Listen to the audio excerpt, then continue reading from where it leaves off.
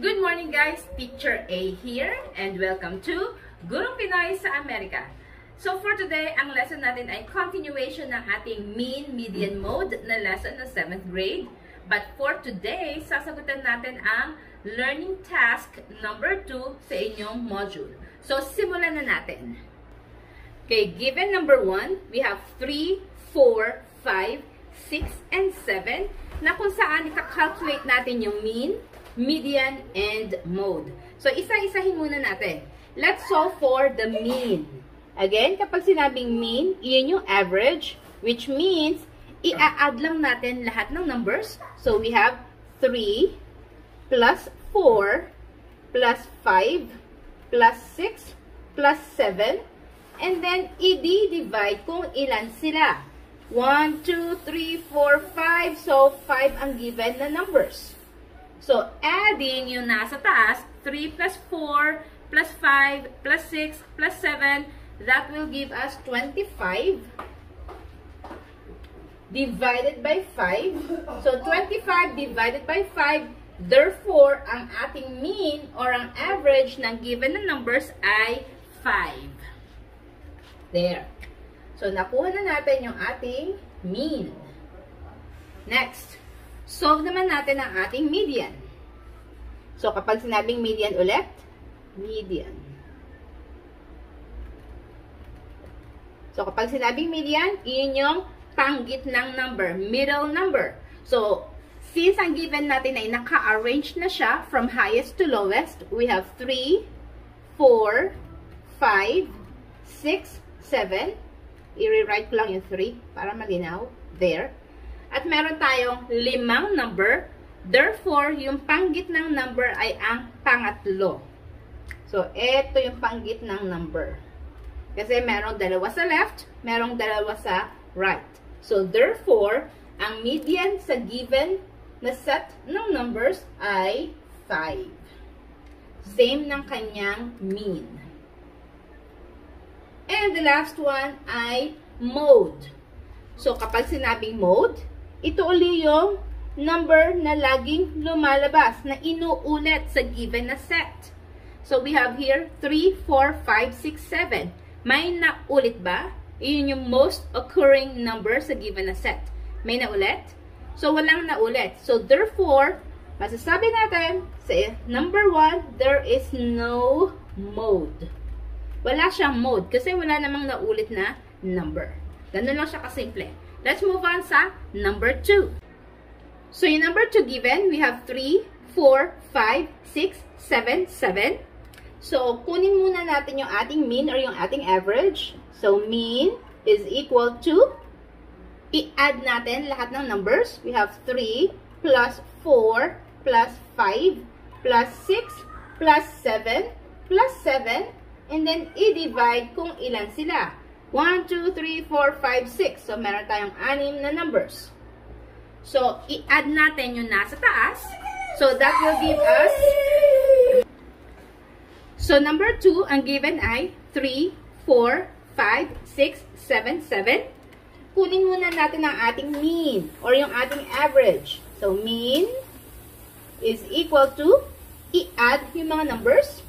3 plus 4 plus 5 plus 6 plus 7 plus 7, and then i-divide kung ilan sila. 1, 2, 3, 4, 5, 6. So, adding yung nasa taas, that is equal to 32. And then, kopyahin si divided by 6. And then, i-divide natin 32 by 6. That will give us 5.33.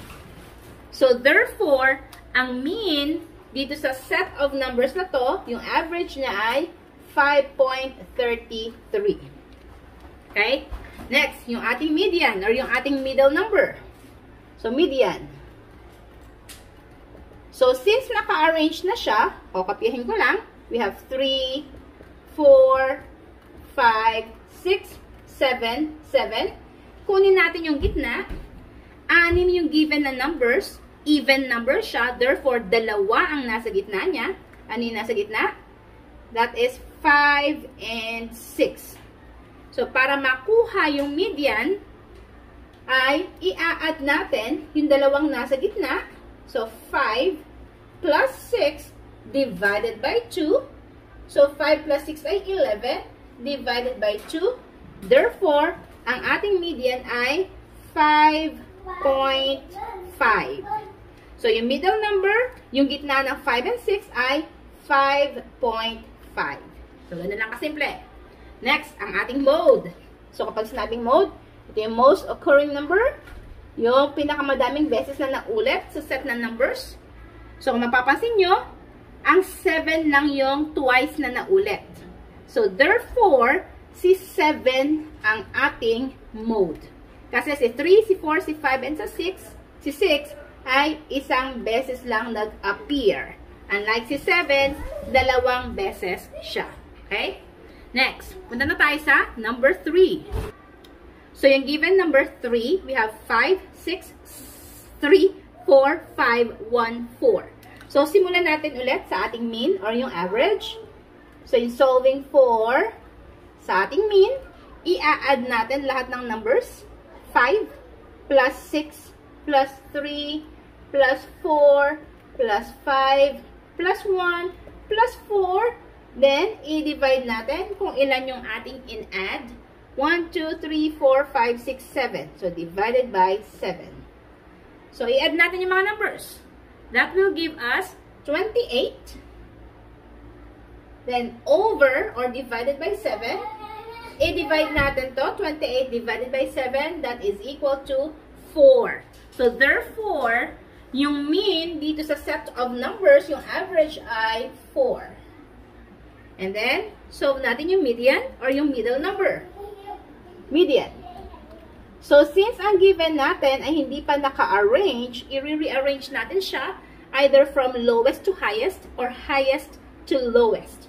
So, dun tayo sa pinakamababa na lang. So, we have 1 followed by 3. And then, dalawang 4. So, we have 4, 4. And then, dalawang 5, 5, 5. And then, meron tayong isang 6. So, ilan yung numbers natin? 1, 2, 3, 4, 5, 6, 7. Since 7 ang number natin, therefore, yung gitna sa 7 ay yung pang-apat. So, bilangin natin kung alin dito yung pang-apat. We have 1, 2, 3, 4. Ayun siya. So, therefore, ang median sa given na set of numbers ay 4. Which is kapareho ng ating average.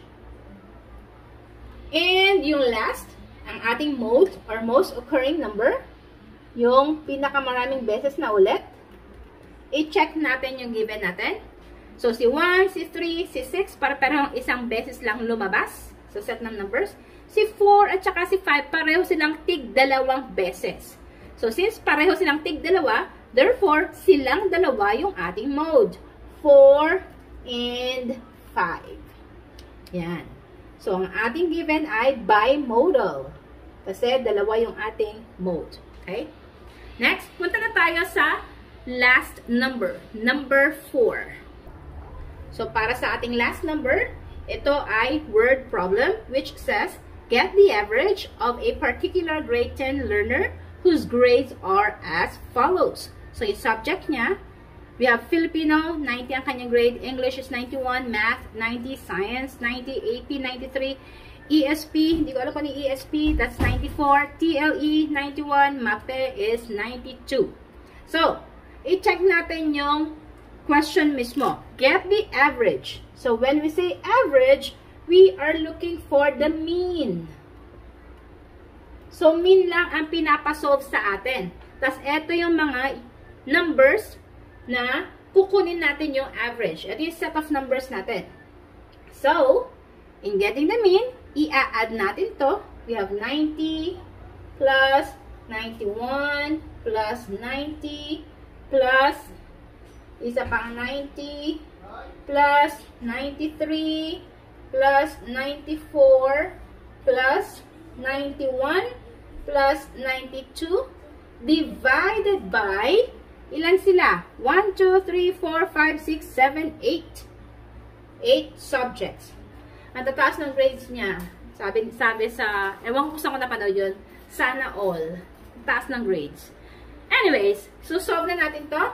I-add natin tong kanyang grades. 90 plus 91 plus 90 plus 90 plus 93 plus 94 plus 91 plus 92. That will give us 731 divided by 8. So, therefore, ang ating mean ay 91.375, or kung i-round off siya as a whole number, that's 91. Pero kung i-round off siya na merong 2 decimal places, that's 91.38. So, since hindi naman nakasulat dito kung paano natin siya i-round off, so, gamitin na lang natin yung 2 decimal places. So, therefore, ito ang kanyang average. Mataas. Okay?